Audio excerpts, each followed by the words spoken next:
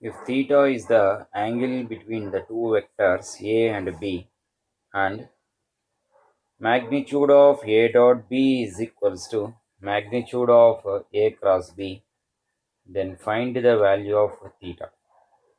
Now here he said that A and B are two vectors and theta is the angle between the two vectors. And magnitude of A dot B, that is the magnitude of dot product of two vectors is equals to magnitude of the cross product between the two vectors. Then find the value of theta. That is magnitude of A dot B is equals to magnitude of A cross B, that is equals to my A dot B can be written as magnitude of A into magnitude of B vector into cos theta is equals to magnitude of A into magnitude of B into sine theta into n cap. Of course, n cap will be called as a unit vector. Therefore, we'll write it as magnitude of n is equals to 1.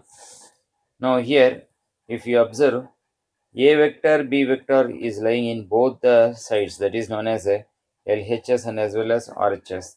So, we'll cancel A vector and B vector on both sides. So, first let me cancel magnitude of A, and let me cancel magnitude of B and magnitude of B.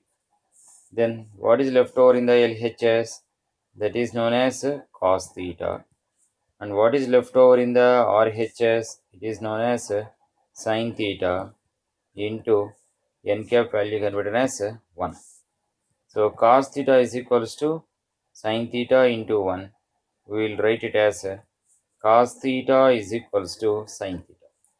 And we know that in a trigonometry, the value of sin theta and cos theta will be equal at one value, that is known as 45 degrees.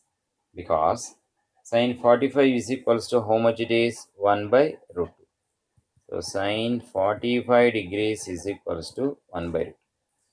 Similarly, cos 45 also is equals to 1 by root 2. So cos theta and sin theta will be equal at 45 degrees. So here we got theta is equals to 45 degrees, or even we can write this one as pi by 4 radians also. So the angle between the two vectors A and B, when the magnitude of dot product is equals to the magnitude of cross product, the value of theta will be is equals to 45 degrees or pi by 4 radians.